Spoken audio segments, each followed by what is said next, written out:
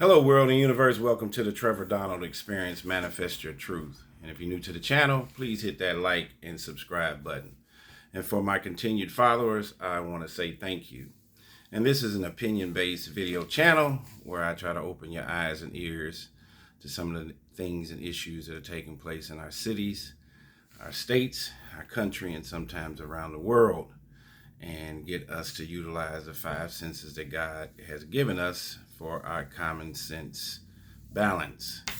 And this one is about Google, the behemoth Google, and how Google has interfered 41 times for the past 16 years in U.S. elections. A recent study from the Media Research Center, MRC, as reported by Fox News, demonstrates that Google has interfered with elections in the United States a whopping 41 times over the last 16 years. In a summary of the study, MRC, Media Research Center, Free Speech America, Vice President Dan Schneider and editor Gabrielle Peresu wrote, MRC researchers have found 41 times where Google interfered in elections over the last 16 years, and its impact has surged dramatically, making it even more harmful to democracy. In every case, Google harmed the candidates, regardless of party, who threatened its left-wing candidate of choice. They added, from the mouths of Google executives, the tech giant let slip what was never meant to be made public: that Google uses the great strength and resources and reach to advance its leftist values. According to the joint summary, the company's outsized influence on information technology, the body politic, and American elections became evident in 2008 after failing to prevent then candidate for president Donald Trump from being inaugurated following the 2016 election. Google has since made clear to any discerning observer that it has been in American elections. Google responded by insisting on its clear business incentive to keep both parties happy, and their safeguards ensure non-biased and precise research results. To validate its claims, MRC, Free Speech America, a division of the center, states that the most recent example was recorded after Google's artificial intelligence Gemini refused to answer questions damaging to current U.S. President Joe Biden.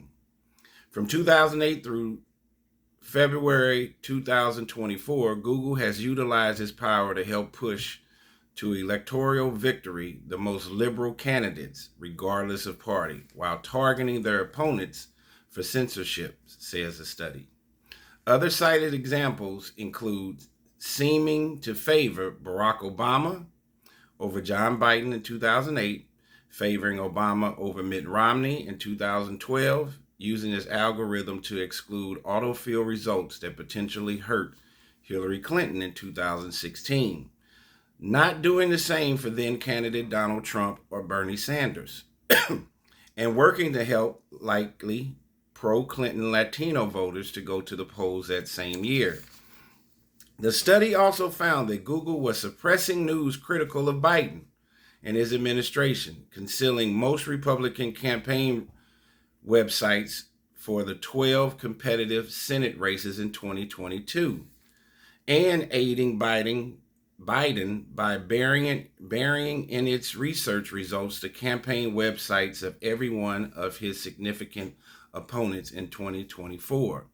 The joint written summary added that Google aided those who most closely align with its leftist values from election cycle to election cycle since as far back as the 2008 presidential election. Meanwhile, it targeted for censorship those candidates who pose the most serious threat. Meddling has turned into an organizational mission to ensure that its candidates win on election day. Now, reading the terms of service for a reason, citing all sides and Dr. Robert Epstein, who conducted further research which discovered Google search algorithms likely shifted at least 2.6 million votes to Hillary Clinton in 2016, 2.6 million, and that Google results and get out the vote reminders favored Democrats and shifted the 2020 election results by at least 6 million votes. In light of both studies, a Google spokesperson told Fox News Digital, "There is absolutely nothing new here, just a recycled list of baseless, inaccurate complaints that have been debunked by third parties and many that failed in the courts. Politicians on the left have a long history of making similar claims too. We have a clear business incentive to keep everyone using our products. So we have no desire to make them biased or inaccurate and have safeguards in place to ensure this. Numerous conservatives have been particularly successful in using our platforms to spread their message to a wide audience." It goes on to say that MRC Free Speech America suggested that House Speaker Mike Johnson should direct relevant committees and committee chairmen to investigate Google for abridging people's constitutional rights by coordinating with government to violate freedom of speech, interfering in elections by making unreported in-kind contributions, and for defrauding its users by failing to meet its terms of service. They recommend state legislators to resolve the matter of whether Google is a common carrier and urged Americans to stop using Google, particularly its search engine. From our research, alternatives appear to produce better, less biased results, they noted. MRC founder and president Brent Bozell urged Congress to act on the matter, while relaying to Fox News Digital that no organization has more control over information than Google, and they have repeatedly used that power to manipulate the public to vote for the most left-wing candidates in every major election since 2008. It's un-American to attempt to manipulate elections this way. It's time Congress acts to shut down this massive election interference scheme. Wow, this is with Google. If you're following that storyline, it kind of reminds you of some of the antics and the rhetoric that ex-President Donald Trump talked about with election interference and voter fraud. I don't know if that's necessarily the case.